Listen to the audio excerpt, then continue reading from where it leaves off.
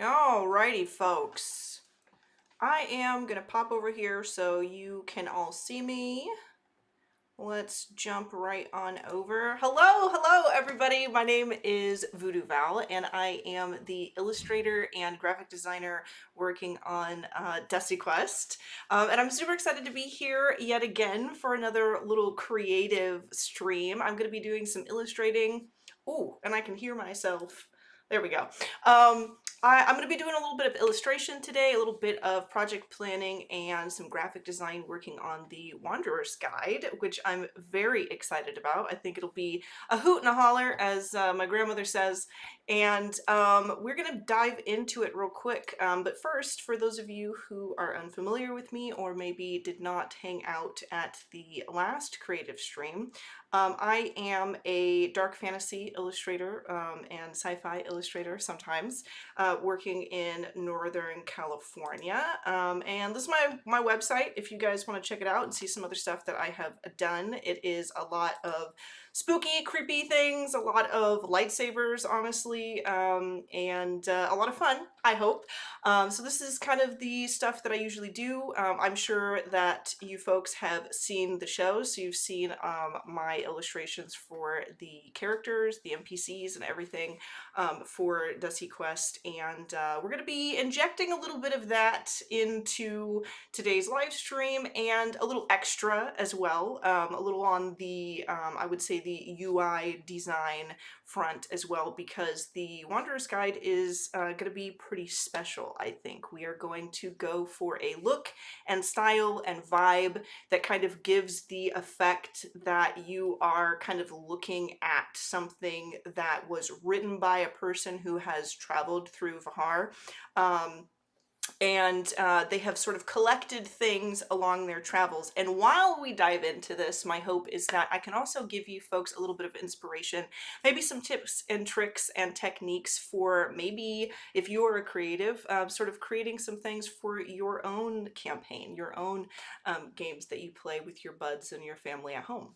So I'm going to pop over here. I'm looking over at Patreon, so if anybody leaves any comments or questions or anything over on the Patreon, I'm definitely looking at that. I'm also looking at the chat over on the YouTube channel, the EffinFunny YouTube channel. So if you guys have that link, let me know and say hello, because I'm over here. So I'm gonna pop over to, let's go ahead and sort of page this down as we dive into it. And I've just got my Photoshop here, and I also, on my other monitor, I've got kind of a Pinterest board full of reference and inspiration. And I start my creative process very similar to how you might start your process when you sit down to start a campaign. Images and things, which I can actually briefly sort of preview for you here. Just images and things that kind of have the vibe and the style that I'm looking at. Lots of parchment paper, lots of open notebooks and journals, with little odds and ends sort of taped into the pages, stuff like that. So that is kind of the vibe that we're really looking to achieve here. And I'm going to show you how I dive into that. So the first thing I'm going to do is I'm going to start sketching out kind of a I suppose you could say like a makeshift outline and rubric of sorts. Just, you know, what do these pages look like, to kind of give myself a bit of a frame of reference as I'm moving through my own file here. Nothing uber fancy, because what we're going to be focusing on today are the assets and illustration elements that we will need moving forward in the project.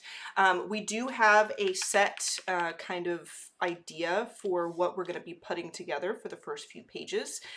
We have a, let me pull up my my guide, because I have some pretty cool information to share with you folks. We have a guide, or a letter written to you from someone, which is going to be on our first page. And we are also going to be talking about their adventures at a location called Cafe Amiri, which I think is actually going to be super fun. We've got kind of a fictional menu to take inspiration from, as well as some kind of descriptions of dishes and things that you can buy at this fictional cafe.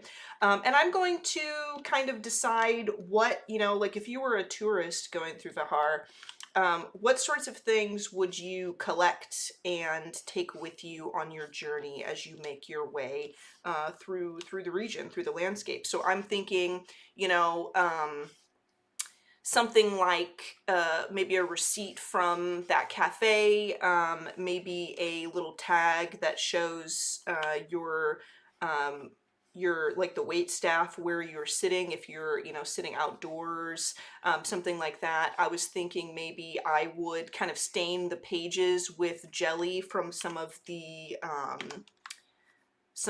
baked goods and things which are on the menu, and we will kind of get into that a little bit. Things like that, you know, maybe Cafe Amiri, you know, you can purchase stamps and stuff too. If it's a touristy area, if they know that travelers are coming through, perhaps sending mail in the area, maybe there's some postage stamps and things that might be available to customers, or just some mementos, sort of keepsakes and things like that. That they offer to travelers along the way. So things like that taped in. We want to have some notes from our traveler that they took on their own. Maybe they made note of, you know, what their favorite dish was, and things like that. We really want to personalize this and give it this vibe that, like, this is this journal, this guide was somebody's belonging before it made its way to you. So we've got like these pages kind of sketched out, and then doing something, you know, like this, where there's like, you know, strips of paper sort of hanging out, places where, you know, a point of interest in the book was held and kept, stuff like that. And what I'd like to do is tie it up into some really warm colors, warm color palette. Like I mentioned earlier, some good parchment paper, and have some custom text, some handwritten fonts, which I think honestly probably the same font we used for the DesiQuest show would work. I really liked that font and working with it. So something like that, and some little doodles, you know, maybe this adventurer has been sort of traveling this world and is not just taking notes and writing about their experiences, but also drawing points of interest. So we will do like maybe some little sketches and stuff like that. So I think that this looks pretty cool. And I think that if you got, you know, this Wanderer's Guide for this world, for this series, that this would be pretty cool. I feel like this is also the sort of thing that personally I would also like to have, you know, for my favorite show, for you know, a program that I've really been enjoying. Like I have an artifact from the place, you know, and that's what this feels like to me. So I'm going to go ahead, I'm going to call this layer base sketch, just so I know what that is. And then on another layer, I might even turn the opacity down on this, just so I can like sort of see it. And then we will start to sketch things out. So like I said, we've got two separate things that we're going to be sort of working on today, and that is the letter from the journal's owner, which is in here, or perhaps, you know, a letter to the journal's owner from the person, from a person in Bihar. And then we also have the fictional stuff from the Cafe Amiri. So we have Nail Rus, juice extracted from the nail fruit, and there's like a big description of, you know, kind of what that juice tastes like, what it's used for. It also says like only available while supplies last, extra cost for a travel option. So maybe there's a note from this guide owner on, you know, taking taking this juice to go. We also have millet and Nagin mushroom stew, which sounds delicious to me. And we also have snow carrot here. So those are, like, you know, some dishes. And I've got a lot of information where we can either take some color inspiration and even kind of illustrate the actual dish itself. We'll kind of see what fits. And to figure out what's going to fit and what isn't, we are going to do this, where we are going to kind of sketch this out. So I imagine, you know, if this is gonna be somebody's journal, it's gonna have, you know, you know, if I write in a journal, I'm gonna put, you know, the date, you know, scribble the date in the corner, and maybe a sub header that says, you know, like Cafe Amiri, somewhere here, and then a little spiel, you know, like a little bit of writing here, just a note or two. And then as you know, like I said, we kind of want to like really personalize this, so maybe the receipt, you know, we'll create a receipt to kind of throw in here, and we'll have like the edges curled up like this is a little scrap of paper kind of taped in here. I think that could be really fun. And we'll kind of put, you know, we could put one big piece of adhesive here, so there's like a, you know, like a receipt in there. We could do like a little doodle here if we wanted to. We could also do something where, you know, like I mentioned, there could be stamps or something to collect there. So maybe some sort of stamp could be interesting. Maybe this is the stamp pried off of the letter, you know, that we have to highlight. So we can put that right in there. That'll be like a little, you know, little stamp, little interesting piece of artwork here. We could also, like I said, do some smears, maybe some droplets of the juice kind of landed and splatted in one corner over here. That's what this is. The creative process, I feel like, as you folks know, the creative process can be a little chaotic, but, you know, kind of as you move your way through this, I feel like it'll start to really kind of come together. So if you can imagine, you know, kind of creating this scene, like this person was sitting here, you know, sketching, writing and stuff while they were eating a meal, and those are the, you know, the sorts of things that just happen. We could also do, you know, maybe while they're working on this page, they were holding their book open, so maybe there's room for like a water stain from a cup on one side here. Something like that could be interesting. Give it a little realism on the page there. That could be cool. So maybe we'll do like a water stain from a cup here. And then I think, you know, we can just kind of add in scribbles that would suggest another little written entry, which would be cool. We can add, you know, maybe the fruit, like a drawing of the fruit from the juice. Could be cool. I'm not sure what the fruit looks like. Let me look through and see if we kind of have, yeah, we do kind of have a description. The description of the beverage itself, it says the texture is often described as drinking velvet, the Nail Rose. Drinking velvet and imbues the drinker with a cool and tingly feeling. The Nail now grows wild in Sarpani, although it was originally the accidental byproduct of druidic experiments to create an ivy-like plant to strengthen the fortifications around the city of Diwani, which I think is kind of a happy accident, right? Like you create something to bolster your defenses, and it ends up having buds and fruits that are quite delicious, becoming something of a staple or well-known iconic sort of food group for the region, which is pretty cool.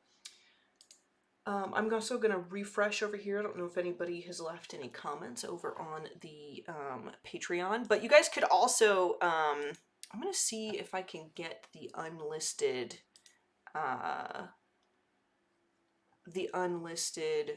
link for the YouTube, so you guys can have that as well. I've sent a message through, maybe we could do that.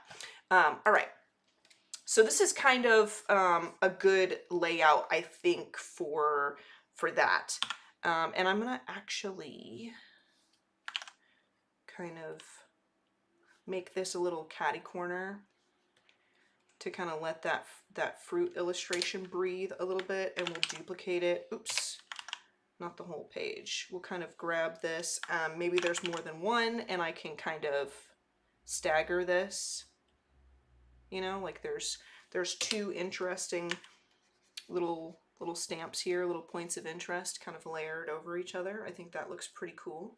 And that, you know, I feel like this is really a doable vibe here. In fact, I'm gonna merge, and I may have to message the team sort of on like, what do we think this fruit actually looks like? In my mind, honestly, the fruit is like a mango. Like, I don't know if you guys have ever had mango lassi, but it's like one of my favorite beverages ever. I am a huge mango fan, and I grew up in an area in Northern California where there's like Indian food in like in abundance, and so mango lassi was like something that a lot of the restaurants I like to frequent serve, and it's freaking delicious.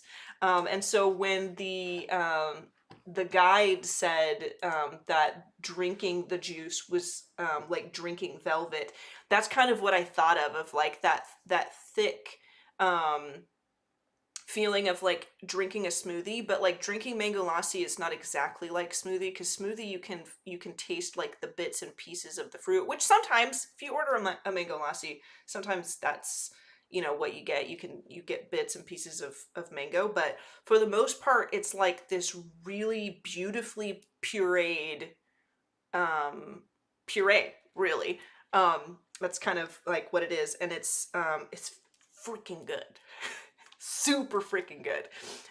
So that's kind of what I thought, and so maybe we can kind of elaborate ourselves on that, kind of creating our own kind of fantasy mango, if that's, you know, a thing. Like, I feel like a short mango looks too much like a peach, and we could add, because mangoes have that little nub kind of vibe at the end, but maybe, I don't know, I wonder what it would be like if we like hooked it around more, like really made it longer,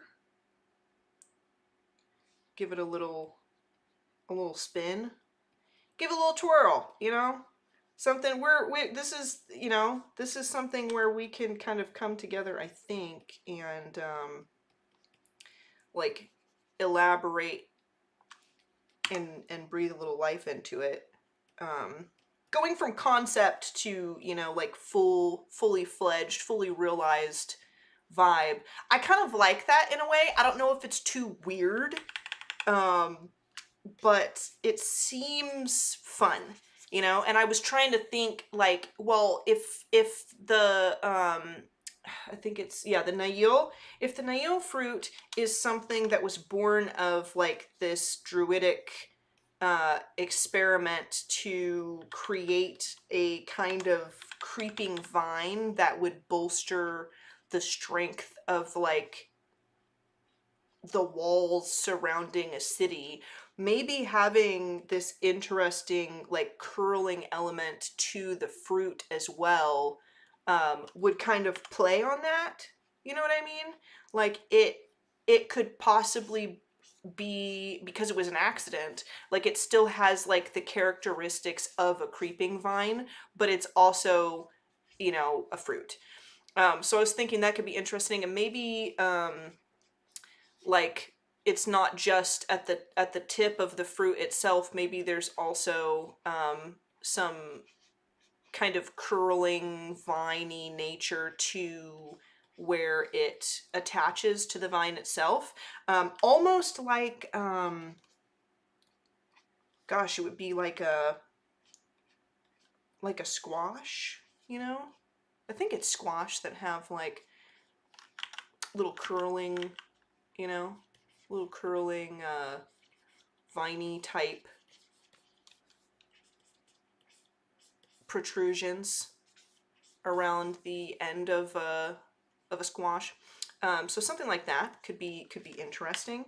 And maybe it's like a dark color. We could kind of, you know, make some sketchy motions here to suggest that it's like dark, you know, and then it could kind of bleed to this like really pale color at the very end of it, you know, give it some, so it's like kind of like a mango in that it has that like blush from red to orange to yellow to sometimes green at the end, and get that really nice modeling of warm tones. So something like that could be really cool, you know, and there could be like a little, you know, just a little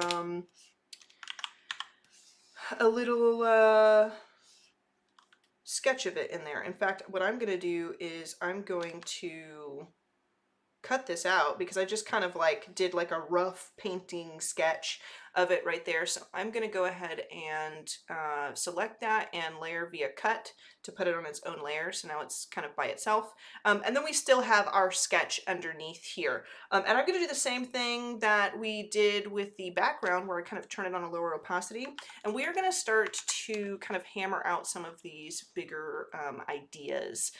So the first thing I want to do is kind of start to choose some colors. You know, I don't want to get too ahead of ourselves, but I do want to start to really understand the vibe and the look and feel of this book. And like I said, I do have a lot of reference and things picked out for us, a lot of parchment paper and stuff. And as you folks know now, I did the illustration and graphic design for the show, so I'm going to start snagging some of the elements that you folks probably recognize from the UI of DesiQuest itself, and kind of use them in here to give it that parchment look. So I do have a library here where there's a lot of like little strips of paper and things, and I am just going to come through and snag a couple of them. So maybe like this large paper, I'm just gonna drag that in here. Go ahead and hide my library. And what I'm gonna do is I think I'm gonna kind of warp this into the shape that I want. Maybe apply another paper texture over top of it, and then kind of paint it in to make it look realistic but still sort of fictional.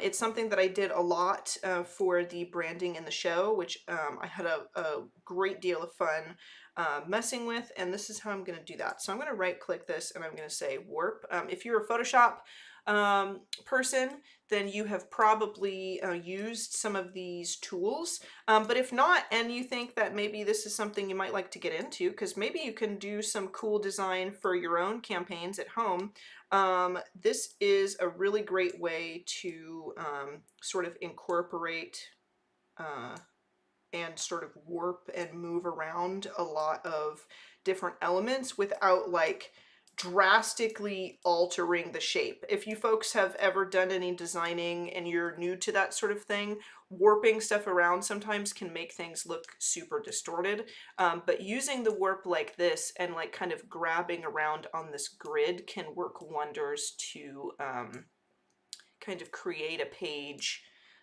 or a transformation without making it look unnatural. So that is how I'm going to do that. That looks pretty good. And then I'm also going to snag one of these paper textures that I've got in here. We're going to snag this one because that's pretty dramatic. And I'm going to create our own custom here. So I'm going to turn this to a clipping mask, which essentially just means whatever my clipping mask is going to adhere to the shape of whatever that layer is pointing to there. Little Photoshop trick for you. And I'm going to throw this right over top here, and I'm going to use my blending modes to give it more of the paper texture. if that makes sense. That's not bad. It's a little blown out, but I can definitely alter it to kind of give it a different vibe. So let's kind of, I'm gonna go through and see what all is here, because there might be some other stuff that I like a little bit better, but no, I think this one's not so bad too, but it's a little dark. Let's go back to that one that was a little blown out, but still decent. That's pretty good, an overlay. And what I'm gonna do here is I'm going to also paint on the layer below it. So I'll turn it back on in a second, but I'm gonna come in here with my brush. I'm gonna grab this, it's like a charcoal texture-y brush, which is the brush that I used to paint this texture in, and I'm gonna kind of sketch around and like even this out. I'm also going to lock the transparency on this so I don't paint out of the lines. And I'm gonna start making it less like a big spot of light, like right in the center top of that. And I'm gonna even it out so that it looks more like, you know, because I've warped this. So I want this to look, you know, have the shadows in the crease here as if the paper is bent and kind of going down into the corner of our book, like so. And then kind of give it some shadow here.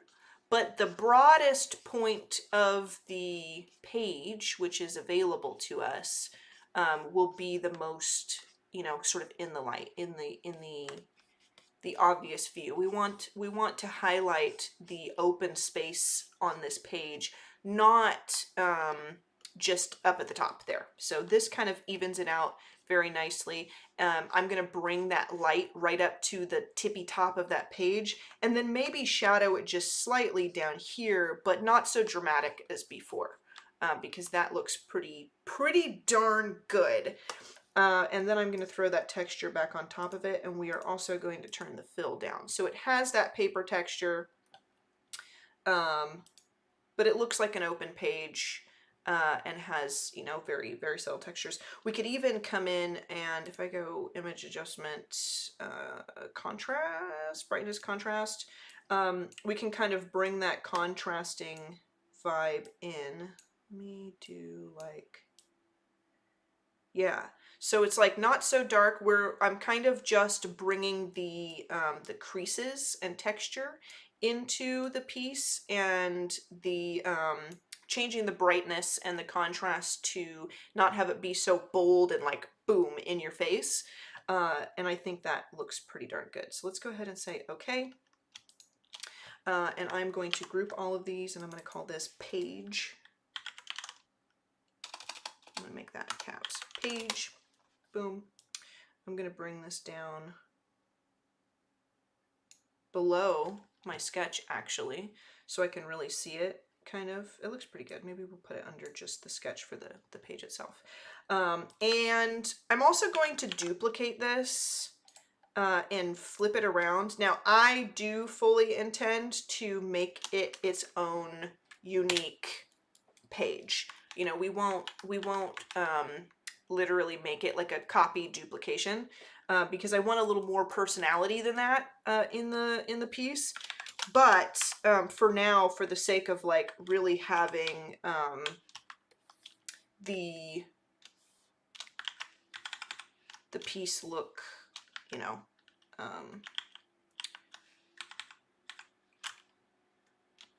really having the piece look like it's got two sides in the project, we will do it for now.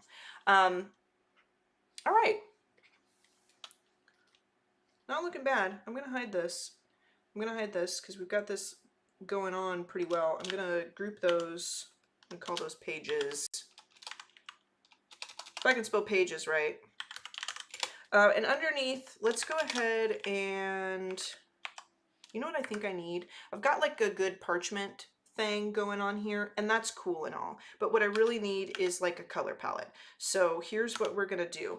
I'm gonna show you, if you folks are creating mood boards and stuff for your own creative projects at home, or you're looking for mood boards because maybe you're creative yourself and you like to create things for your personal campaigns, I use the Adobe Color website all the time to download color palettes because it's really intuitive to find like a great color palette from a piece of inspirational work, if that makes sense. So if you go to color.adobe.com, this is one of my little resources I like to share, completely free. If you have, if you use Adobe products, then you know you can add these things to your library if you want, but you can also just download a JPEG. So there's these images and you can see it like pulls a color palette out of it for you, which is really, really cool. So we could come in here and search for something like these popular searches, you know, neutral palette, which maybe would be appropriate for this book, but I want to type in fantasy because that's kind of what we're, you know, that's our vibe. If I can select this. Somehow when I'm streaming, I never spell anything right the first time around. I never do it. Okay, cool. So yeah, it gives us like some kind of fantasy vibes. Like this is more along the lines of like the warm tones I'm really looking for right there. But we can also, like this one is also really cool. It's got like those reds and like some more subdued kind of muted colors, as far as like maybe that could be like a paper texture or whatever. I also like this kind of muted purple in this one. And so what I might do truly is find a few different images that have some cool colors that might be fun to work with. And see about sampling colors from multiple locations. If you have like a mood board on Pinterest or something that you're like, wow, this image really embodies the vibe I want to go for my campaign, for my project, you can also upload images to Adobe Color and it will sample a really nice color palette for you. So, you know, you can come over here, I can add to my library. But I can also just download as JPEG. Boom. I want to come back. Let me go back into Explore. Oh, let's go into Trends. Maybe. Yeah. Graphic design, illustration, color palettes, things like that. There's a lot of stuff that you can, you know, kind of explore here. But I'm going to go back to Fantasy. Because I did like what it showed. So there's that one that I got. I liked this one as well. Let's download that one as a JPEG. Let's also grab, I do kind of like this green. So finding like a darker green would be cool. And then there was one more that I really liked with like that interesting muted purple, I think, that I thought was cool, like this one. Maybe seems a little boring, but it has the, you know, the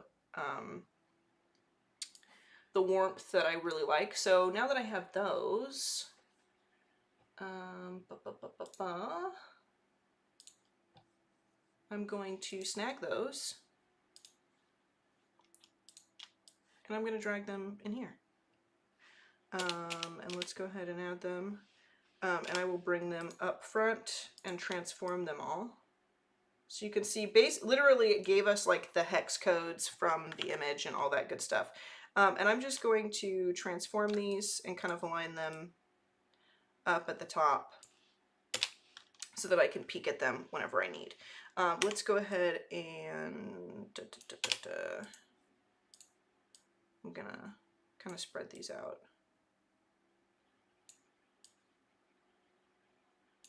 A lot of similar colors going on here, but like the red, the deep maroon, the like olive tone, slightly warmer than olive tone, but like kind of an olive green and like this muted purple.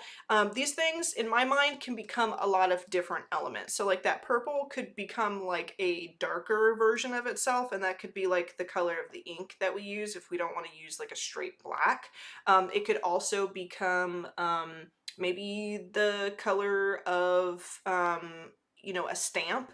So maybe the ink that we use is darker, but, you know, if something is stamped into this guide, and the spread on that ink is a little thinner, like when you use an actual stamp, we could have it be like more of a purple color.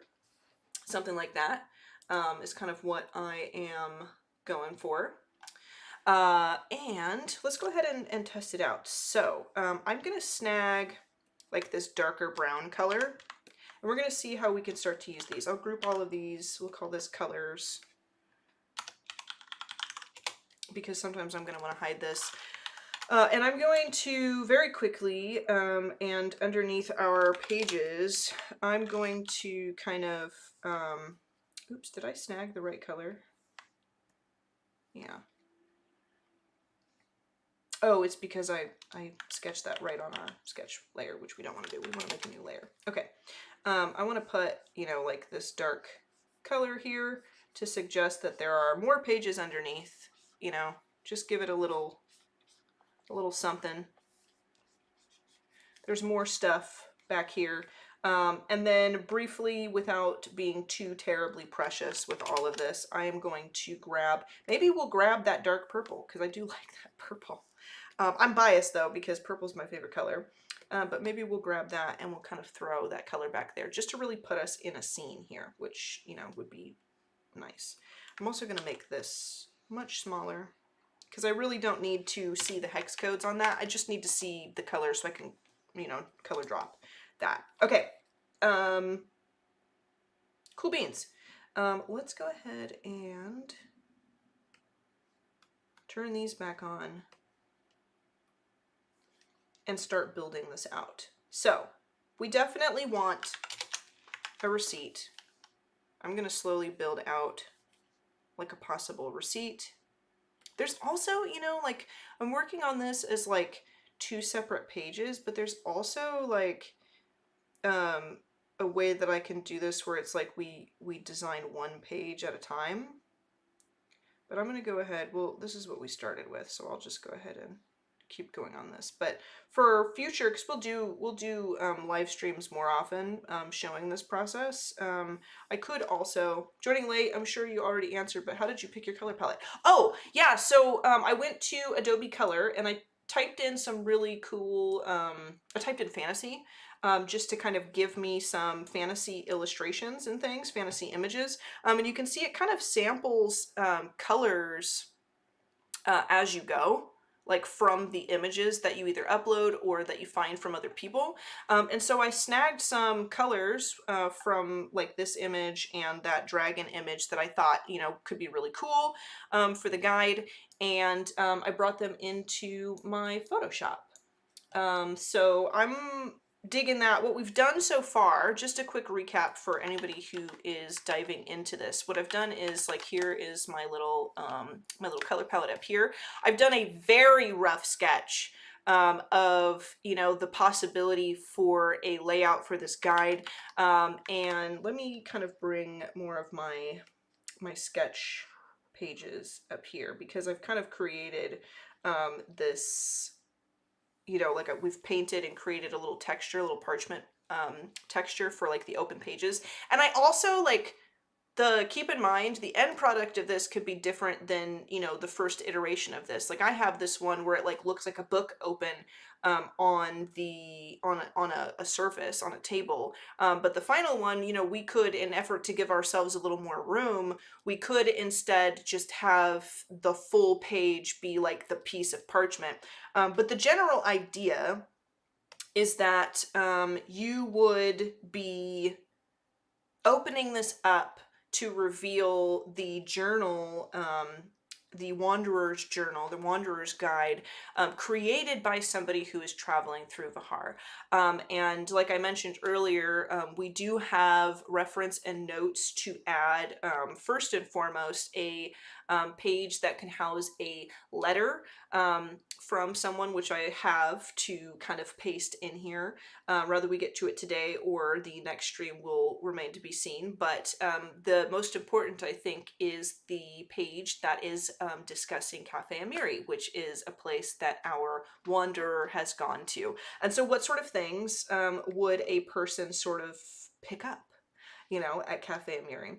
So what we're doing right now is I'm kind of adding, you know, you were writing in this journal, you would probably put the date at the top, you would put the place, the location, point of interest that you've traveled to, maybe leave a little bit of room for writing a few notes, maybe have a receipt or some sort of memento that you collected while you were there at that location, a stamp of sorts, things like that. And we are just kind of going through and creating these really cool assets and elements that could be pasted into this journal, this guide. So I am going to, let's turn our colors back on, and I'm going to snag like this bright color, like so. And I'm going to bring this up above our sketch. Maybe not yet. We'll turn our sketch down is what we'll do.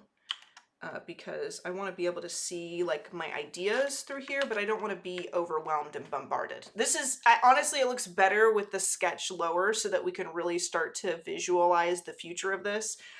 In fact, now that I have that, I can kind of deselect now that I've got that shape in there. We can even come down here because we were talking about the possibility of doing this sort of thing. Like we can grab, now that we've got colors, maybe we use, how about like this, you know, we'll grab that red color and we'll put like, you know, a page down here has been marked because once you get to this page in the guide, it'll have like a point of interest. So maybe like you flip the page, so the next page in the guide, this little tab will extend further onto the page. So you know that's it. But we can kind of illustrate that there is a point of interest coming up in the journal that has been tabbed for future reference, which is kind of interesting. We can put another one, I was thinking, put another one kind of over here, kind of give this the vibe, you know, that there's something sticking out. And so maybe on that page, you know, when we turn that page, maybe there's a note, you know, that this person collected that's, you know, kind of goes on to the rest of the page. So you can see like that's, you know, the little piece of notes that's been sticking out this whole time has been leading up to that point. Things like that, you know, we're giving this a really personalized vibe. We'll even give it a little shadow so that it like really sticks out there and looks pretty realistic yet stylized. And then maybe we'll put a little green over here. I don't know. So that's, you know, kind of what we're going for here. Love the detail. Thanks. Yeah, it's really honestly one of my most favorite parts, like moving through a process like this, is getting to do these little details. And like I said before, you know, not everything that we add to this, because this is a first iteration, not everything that we add to this may make it into the final, and there might be like more super secret awesome goodies for you guys once you finally get the adventurer's guide that, you know, was added after the fact, and, you know, just to surprise you, something special. You know, maybe we don't go with everything we try here today, but you can see how, you know, the future of it could be. You can start to really visualize and imagine. And I am thoroughly enjoying it. Like that added so much personality to our pages just now. It kind of brought that realism, you know, fully into the piece. And I even think that I'm going to bring these pages up a little more before we continue our receipt, because now I've turned the sketch down and I can see where it needs a little bit of love, you know, and it makes my eye twitch. So I need to add more. It would even be cool to kind of put underneath all of this the outline of the cover, you know, like the spine and the hardcover, because I imagine this is like a hardcover journal. So underneath here we could even come in here like so. We can grab this red color and like make it an even deeper red, and we can come in like this so that it really feels like there is a book spread out, oops, on the table underneath here. Boom. And I wanted it to be darker red so it doesn't kind of blend in with that little bookmark that's there. But there we go. Bring it around. Because it's open, so, you know, the pages are bent, so there's going to be a little bit of space, you know, from the corner here. But that, to me, given a little bit of elbow grease and a little bit of love, you know, that's a journal. That's an adventurer's, wanderer's guide of a DesiQuestrian, you know, sitting open on a countertop. And I'm loving it. Let's go ahead and I'm going to select this. Let's go ahead and add some detail to this as well. So this is going to be, I'm going to group that, and I'm going to call this group receipt. I think that's how you spell receipt. Maybe, maybe not. I'm not a good speller. And like I mentioned earlier, I don't think I've ever spelled everything properly on a live stream. That's the curse of live streaming, is that you're bound to ruin the spelling of something sooner or later.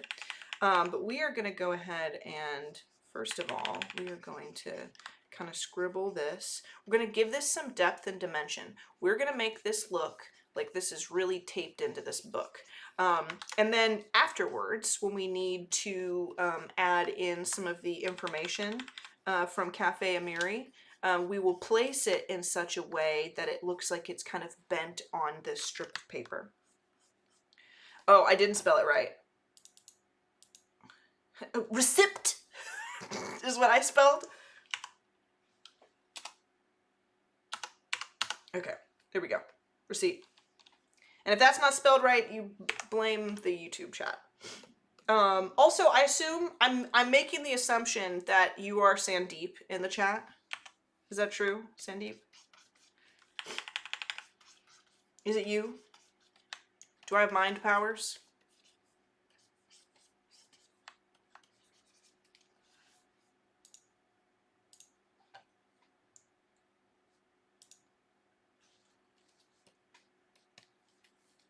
And then I'm gonna make, let's go ahead and make another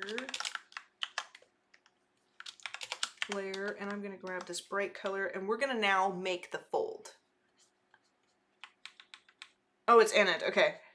All right, I was wondering if you perhaps, do you have the unlisted link? I seem to remember last time we all hung out together that for the live stream, that we did also have a link to the unlisted YouTube video, just in case anybody from Patreon wanted to chit chat in the chat.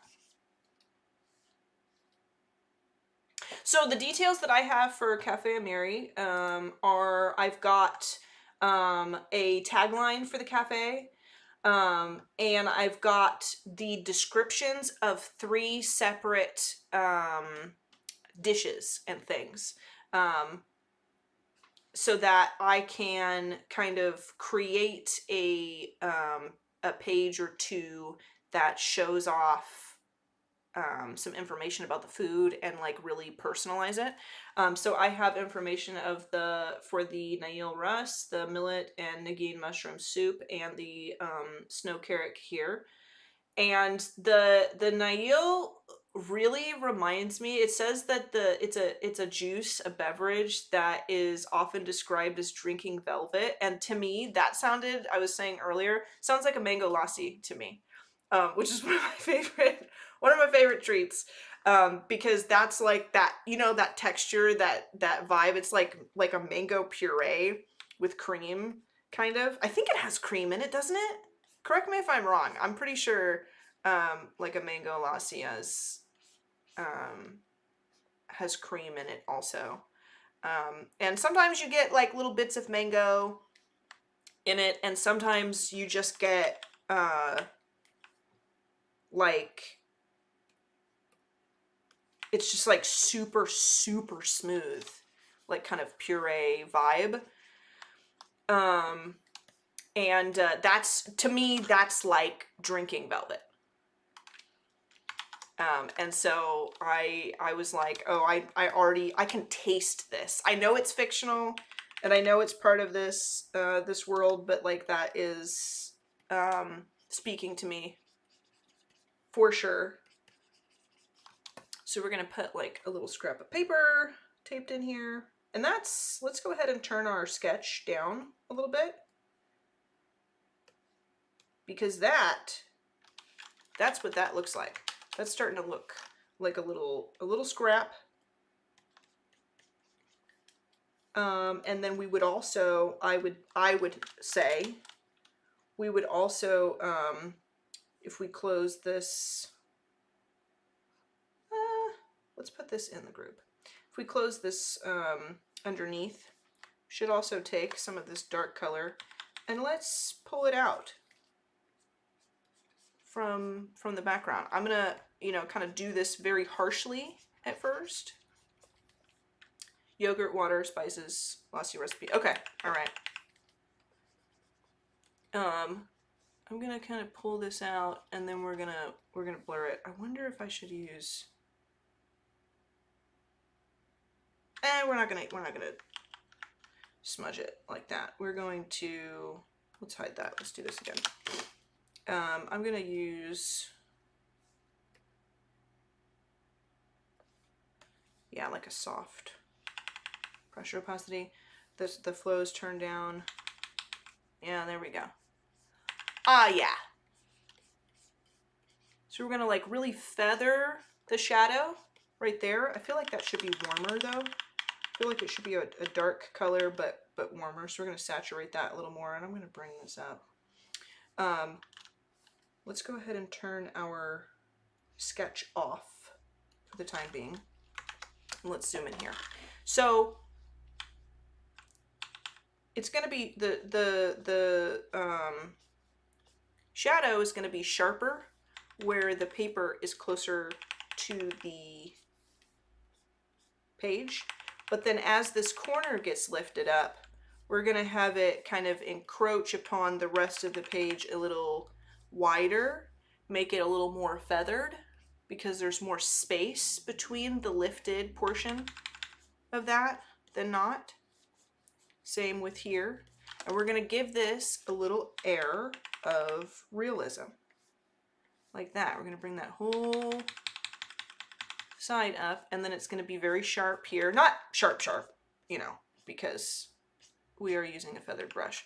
But we're close to the edge there. Same with here. Close to the edge. Close to the edge for the most part. And then we'll do a little bit more feathered like that. That looks like paper laying against paper.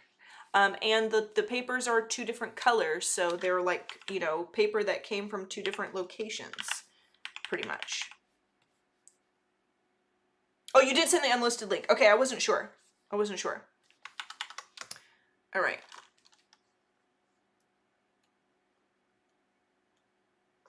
Perfect. I also want to kind of do this here, so let's come in between, do the same thing. Closer, where this is closer to the page, and then broader, where there's a lot more space. I love it. Can even kind of bring that down. Okay. Now, I don't know if there's tape in Vahar. I'm not sure. I have no idea. I think maybe in the absence of that sort of thing, we could kind of invent our own possibility.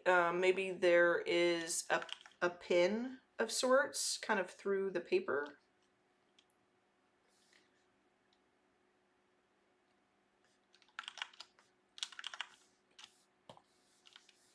You know? Sort of pinning this. Could be the move.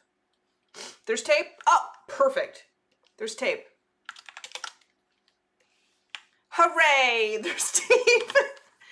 because that is going to save us a lot of time. Okay, so there's tape. We're gonna do like a little strip of tape.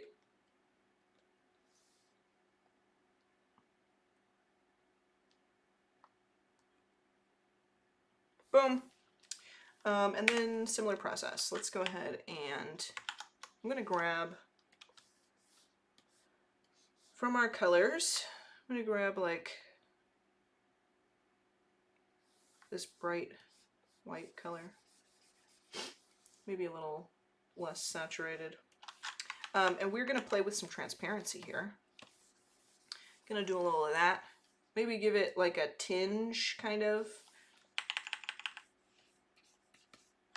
so that it's not perfectly white. And then we're gonna turn the opacity down on that, like so. But we are still going to, let's take that white, we are still going to add some elements of this in full opacity, but the idea is that, you know, there's parts of this you would see through because it's transparent tape. And we also want to make sure to kind of add these portions where the tape itself kind of sticks up.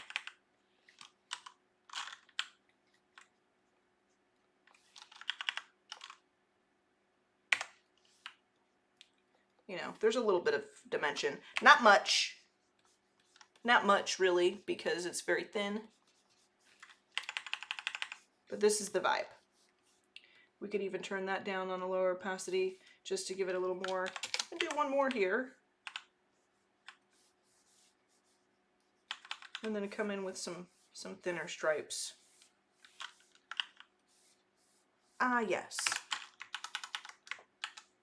Looks like it's taped in there to me, folks.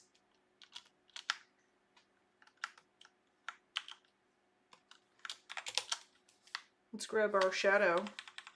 Let's do a teeny tiny bit of shadow here. Let's grab our soft round.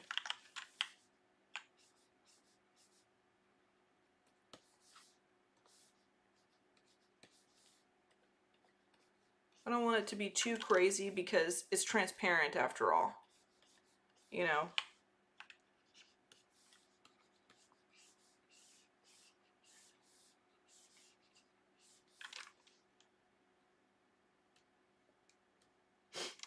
But that definitely looks like something's taped in there, and I like it.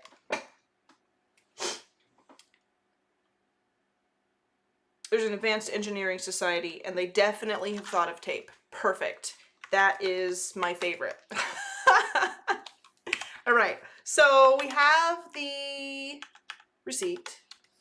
Let's take a look at our sketch for this. We thought it would be interesting to do some little stamps that have been collected, so we can do, let's do like a stamp or two. In fact, I wonder if, you know, yeah, let's do it, because I was gonna say like maybe it's too much, but as I was saying earlier, like maybe it won't look when you open it, you know, like a book sitting on a table. Maybe instead the final design is like the guide itself is open, so each page is just only to the like the borders of the journal page. And if that happens, then I would put more than is visible on one page here on each individual page, because they would be bigger, there would be more space to fill. So maybe instead of, you know, later, instead of just like these two here, all of this stuff is pushed into one larger page, at which point I could move the stamps over, move the little sketch of the fruit over, and yada yada. So we're kind of planning for that, just experimenting with a lot of different elements. So let's go ahead and play with these stamps, shall we? And this is how I'm going to do that. Let's make a layer. I'm going to grab my polygonal lasso tool, and I'm going to go ahead and make myself a little square. Doesn't have to be a perfect square, because this is going to be a kind of a work of art, sort of. And we are going to, let's snag the same color, but let's make it a little desaturated. We do want to give this an air like it's a different piece. We want to have like a collection of items, not like everything was built into these pages. We want it to look like a lot of these items are scavenged, you know? Maybe we'll even add kind of a green tint to this so that it's like bright, but it definitely doesn't look like it came from the same place these pages in the notebook were purchased, and it definitely doesn't look like it came from the same place, the same strip of paper, I should say, as, you know, the eventual receipt design here. It's its own thing.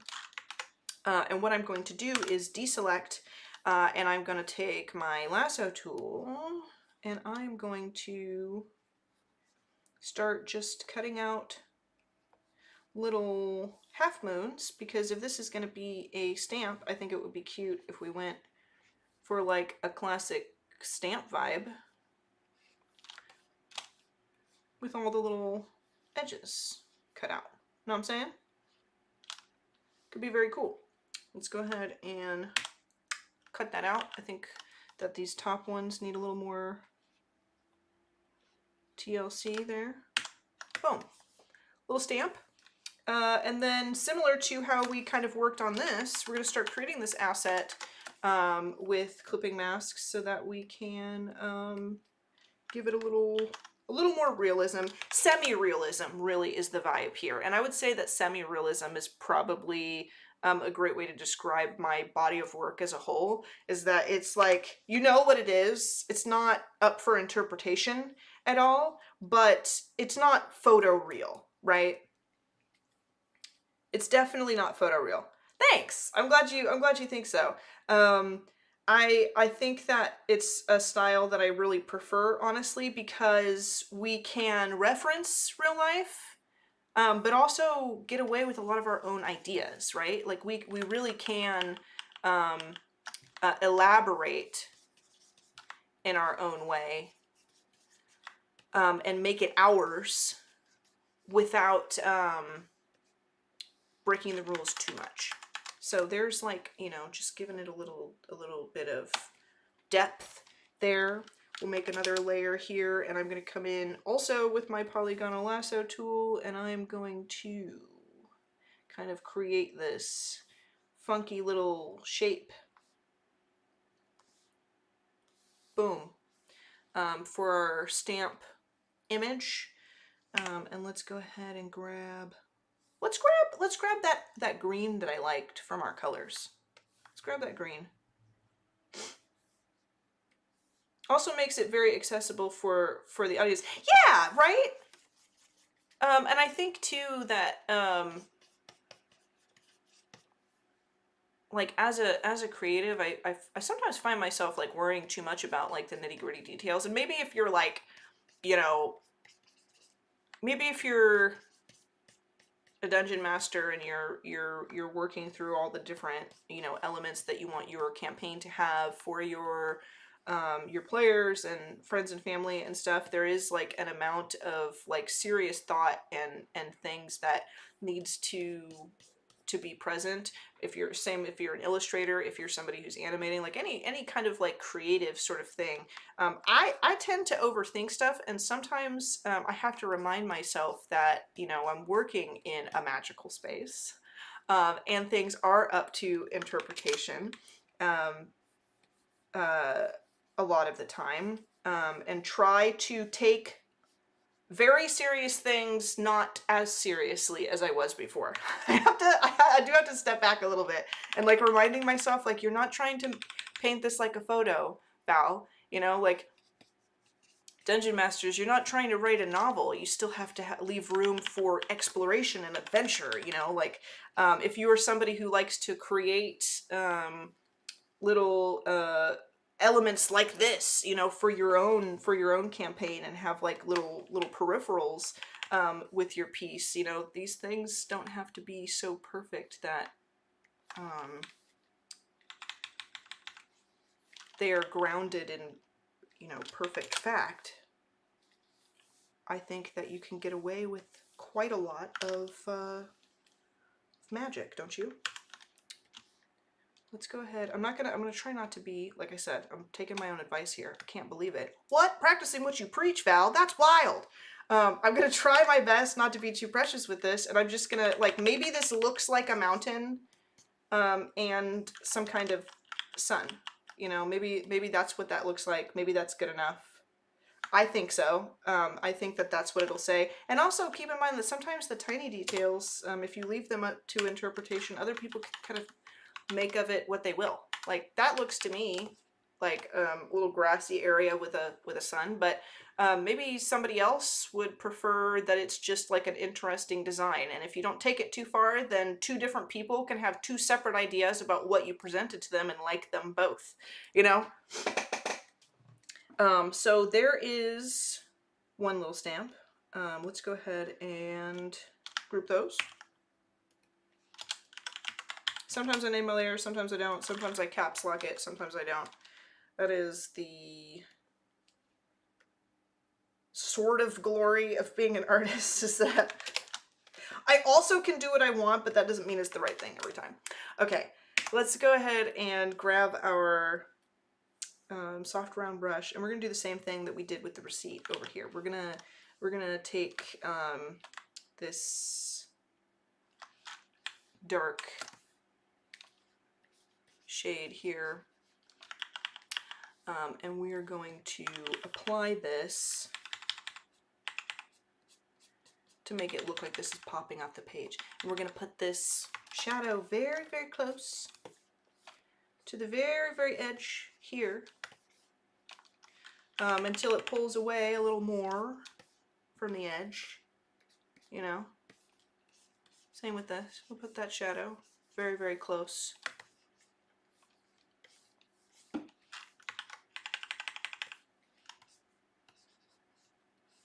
Give it that vibe, like it is standing off the page. It might be a little too dark over here, but we're gonna put another one underneath it. So, in the same manner. Boom. Boom. Boom. Boom. Oops. Let me grab my regular lasso tool. We're gonna subtract.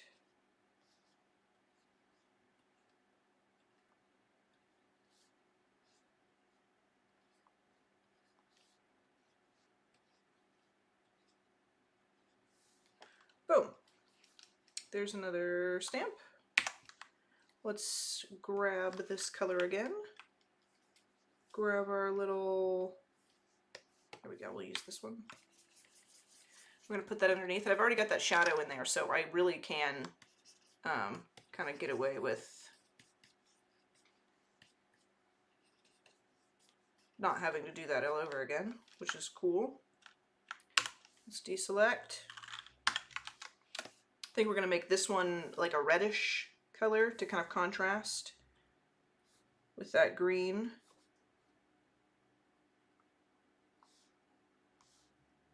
Boom.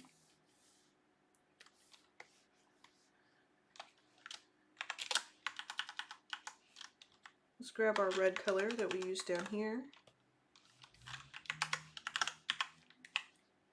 And I think that we can come in, you know, because the artwork on this is definitely, let me move this down.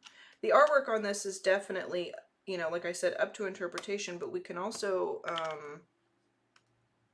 change it to something that's a little more related to the source material as well.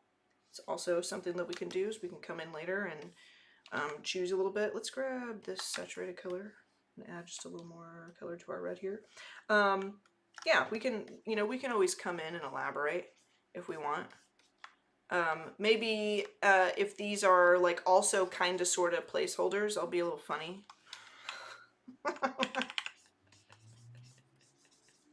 Because I will eventually like send this to Jasmine, you know, and the team.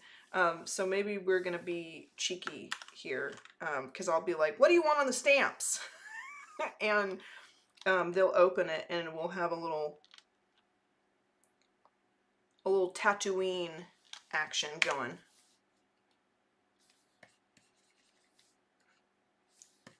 Little binary sun action happening. You know?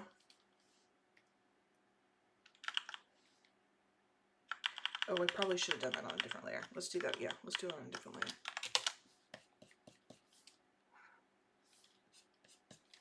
Yeah. That's what I'm going to do. And I'm going to see if she says anything about it. Woo!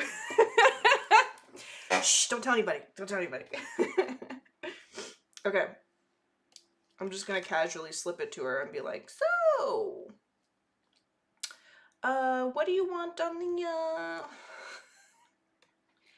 do you want on the stamps? Let's grab our shadow and let's grab that dark color and we'll do a little shadow on here.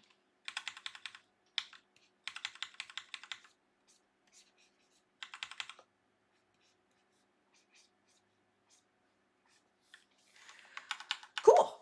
Well, we got some stamps in the book. I like it. I feel like, you know, like compared to the rest of it, it needs to be a little roughed up a little more, you know, but I think that the concept is there and we're starting to like really put together this interesting vibe that I like. I think she'll dig it. Yeah.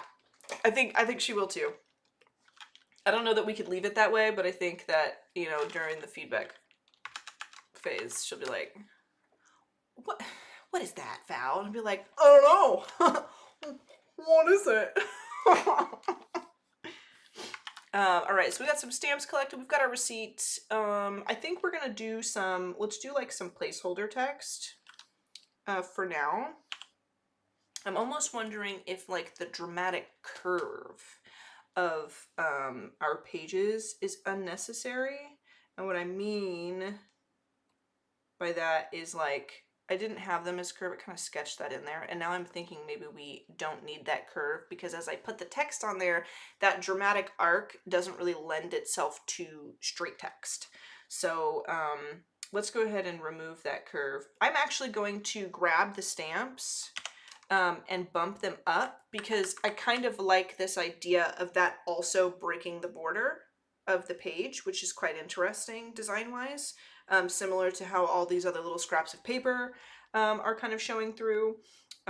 So let's go ahead and do that. And then let us we're going to throw some lorem ipsum in here. And we're going to go, let's do herb condensed for now. And we're going to go to like a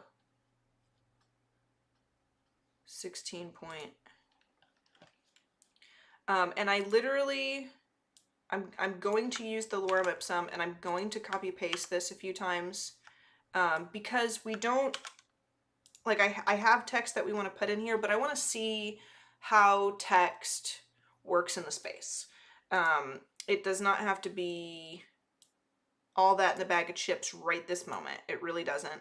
What it needs to be is it needs to be understandable, it needs to be dynamic, and it needs to have personality, and then we could change kind of what it says later.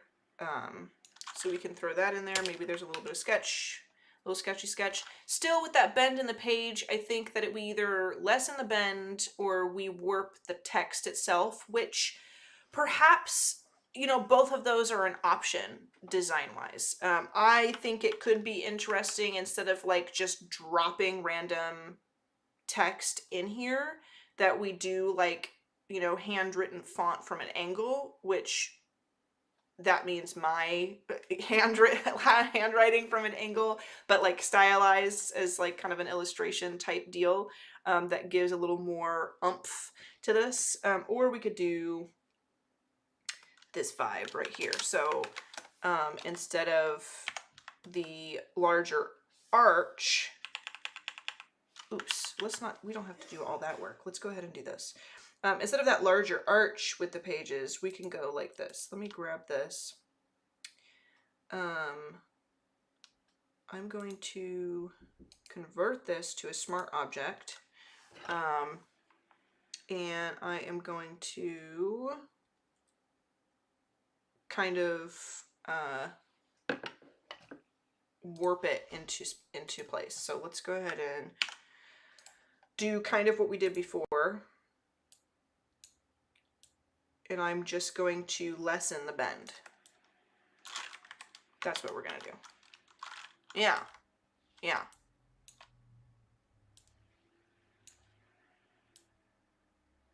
And we can change the sketch that we've done underneath. So that makes the pages a little straighter, you know? Not so crazy as far as the drama of its previous position. Okay. I'm going to come back here and add a little more sketchy sketch to kind of fill in those spaces, because I didn't design, you know, everything back behind it. It's all up to interpretation, and eventually, you know, like the final version of this would look very much, you know, like, you know, very well put together. So you would see the different designs and ideas and things on the other pages and so on and so forth. Putting straight text on pages like this would be a lot easier, especially if we don't span it the full length. So let's go ahead and come back up to our lorem ipsum. We could also do this, like we could warp it, even though it would kind of hurt me to warp it, to be perfectly frank. Another thing we can do is I can convert this to a smart object. Quick Photoshop tip. If you do have to warp something. So I'm gonna say convert to smart object. And then I'm gonna Control T and I'm gonna warp, and we're gonna make this match the arch in our page. And I know that if anybody in the chat is a designer, your internal design spidey senses as I warp this text are probably going out of control right now, but just bear with me. If you have to, for the purposes of this, something like this, you can actually kind of give it a little warp if you want. I would do a better job if this is how I was gonna, you know, do it, something like that. And then you can also just always come in here and edit the version of it without the warp in it, essentially. But I don't think that looks very good. I'm not a fan of that. Not a fan. But we do have a little place for text, for, you know, I'm just giving this a, you know, it's fake text, so I can kind of place it however I want. Boom. We want to definitely have like a title, so I'm gonna say Cafe. I kind of want it to say Cafe Amiri in like a handwriting font. So maybe we won't do it like that. Maybe I'll sketch this out.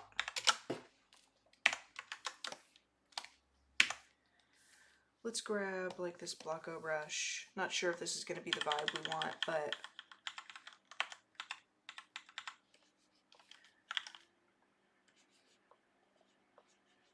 I don't know if a lot of people read cursive anymore, so maybe I won't do it in cursive.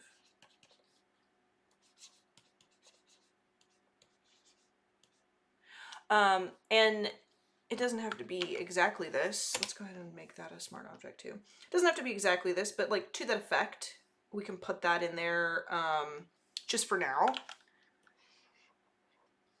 So it looks kind of like handmade, you know? Like I went to Cafe Amiri. It was really cool.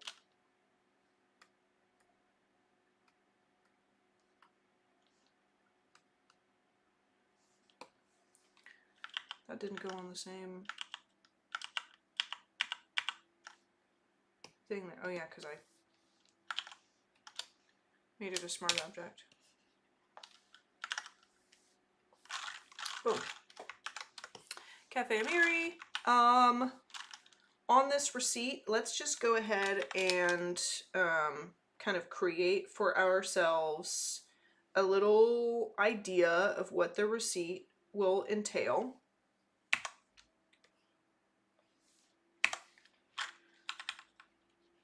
I'm going to do just some scribble scrap kind of, you know, possible text underneath here.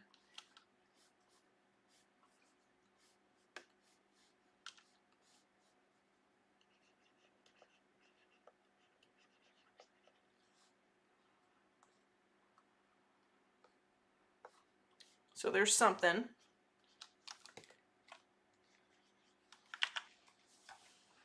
Sorry, that was an error. Oh, okay.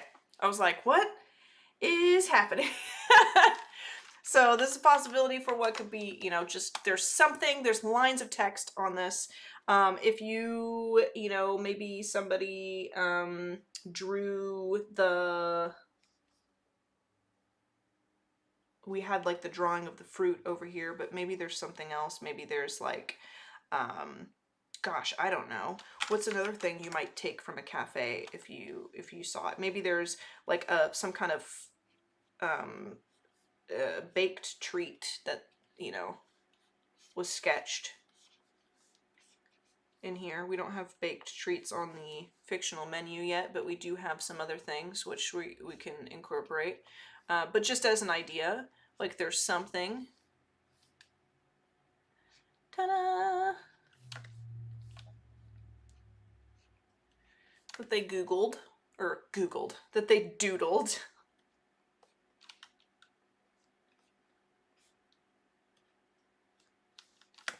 There's a little personalized doodle in there. I did really like our Aladu. Yeah.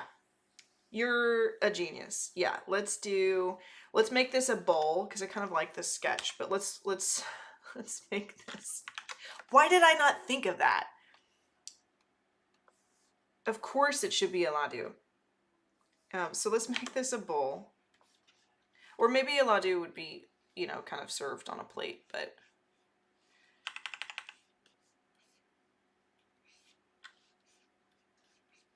we'll just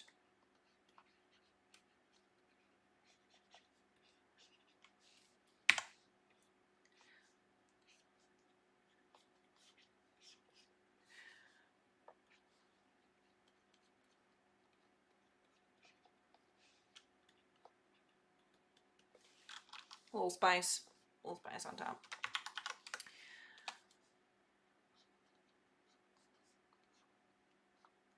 Maybe it should be on a plate. I don't know. We'll decide at a later date.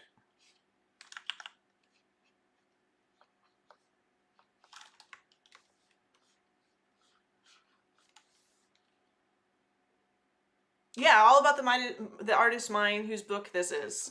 Absolutely. I think that is very, very true. And let's grab like,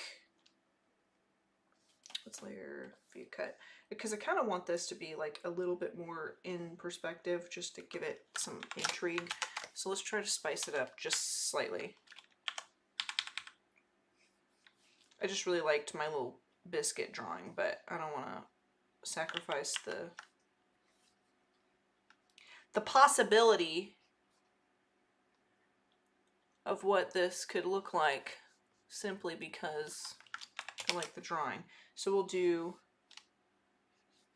more like,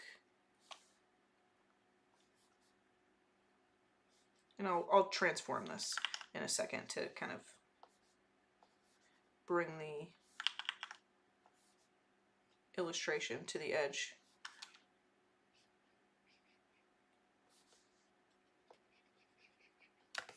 Boom.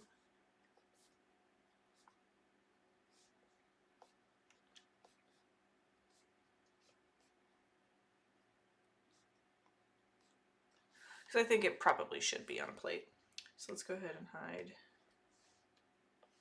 that. Let's go ahead and bring this here.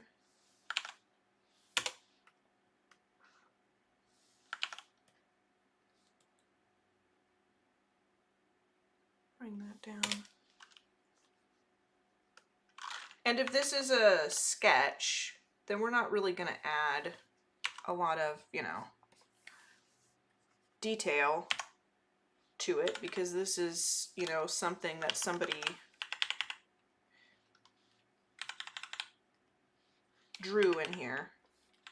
It's not a painting. They didn't sit and paint while they were at the restaurant. They sketched. So it's like a little drawing.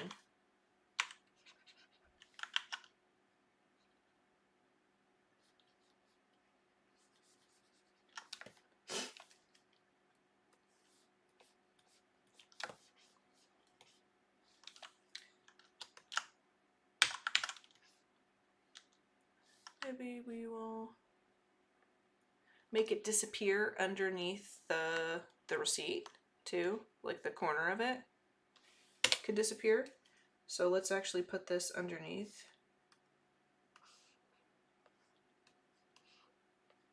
Boom. This goes right underneath there. And then we can have like some little hand notes, you know, more closely related to some of the stuff on the receipt. That kind of looks cool. It kind of looks cool. I feel like I need to tweak the shape of the Ladu a little bit, but we're getting there. We're definitely achieving a major vibe for this, and I'm liking it. And I do also want to, let's bring our fictional mango. I don't know if the Nail was like described, like the shape of it was described. And I kind of made up, you know, since the Nail Rus kind of reminded me of a mango lassi, we kind of like invented our own fictional mango, because it says, this is the description that I have: juice extracted from the Nail fruit is this beverage is a Sarpani specialty, typically served with a sprig of mint and tangy spices around the rim of the glass. Nail Rus is sweet and full-bodied. The texture is often described as drinking velvet and imbues the drinker with a cool and tingly feeling. The Nail grows wild in Sarpani, although it was originally the accidental byproduct of the Druidic experiments to create an ivy-like plant to strengthen the fortifications around the city of Diwani. Nail Rus is also available in a limited edition to-go flask with leather strap for the adventurer on the run. And then there's a little asterisk there as like, you know, something you might put on a menu. Only available while supplies last. Extra cost for travel option. Inquire with your server for more information. Which is very interesting. So I was like, okay, if it reminds me of mango and if there's no description that anybody gets, then something that's like, you know, maybe because peach also kind of has that like drinking velvet vibe. So like, what if it's like this, you know, kind of peach-esque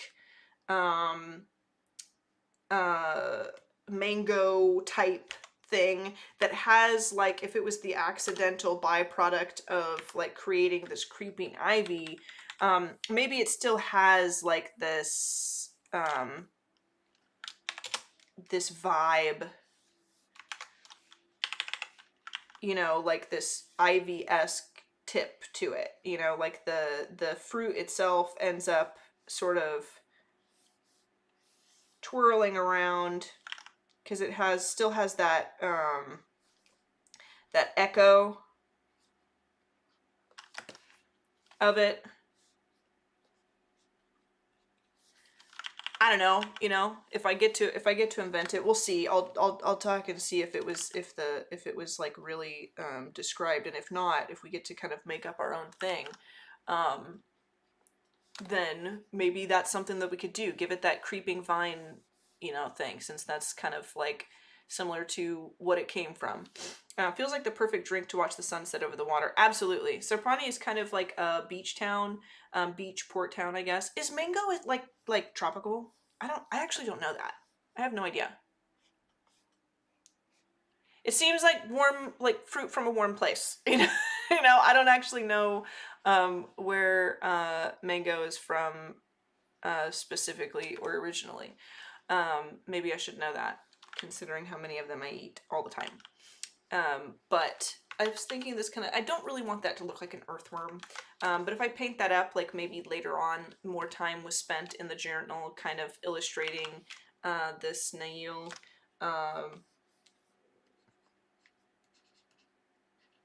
then maybe I can add a little more detail or make it look like somebody used like colored pencils or something to like really hit this home.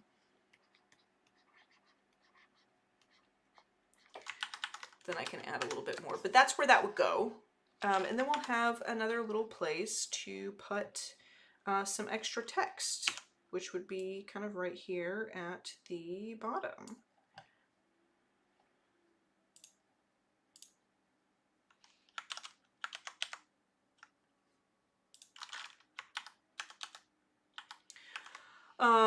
Yes, mango and coconut. Okay, yeah. Okay. So I'm not mad about this. As opposed to being in a rage after I finish a concept. I'm honestly not mad about this. Like I said, you know, there may be some changes as we move forward, because I've kind of done this like it's a book open on a surface. We may change to where like all you see is, you know, like it's cropped at the edges, so all you see is this. But whatever we decide, I think this is still a really good vibe. So I will definitely continue this. We've kind of got our Cafe Amiri page done, and honestly, we do have a page where we can display our letter that we have received. But that's something that can be like on one of these parchment pages plain. So what we've achieved today is like kind of a first iteration concept of the possibility of the future of this. And what I'm going to do in the meantime, because I believe I'll you know, come back and hang out with you guys and do some more design and things. Work on some other pages, some other elements that will be in the Wanderer's Guide. I will have gotten a little bit of feedback and figure out if we're going to do like the full pages or the kind of viewing top down on a desk type pages. I will have organized this one a little bit more and have a more solid approach to the next page, which I think will be even juicier. I think I'm going to bring our stream to an end. We've been here almost 2 hours. I'm really proud of what I created, and I hope that you guys are excited about it too. I think this looks pretty nifty. I feel like I could really see the future of this. Yeah, I'm going to take off, but thank you all so much for joining me. This has been a blast. I think that you folks will get an update the next time I come back and hang out. And until then, I hope you all are enjoying your adventures, I should say, your adventures, either with the other DesiQuestrians or your own adventures and your own campaigns. And I will talk to you another time, folks. If you have a chance, if you have not already, definitely follow the DesiQuest Instagram at DesiQuest Show. You can also follow me on Instagram at voodoo.val if you are interested in staying in touch with me. But that is all I have for you today. So long, folks.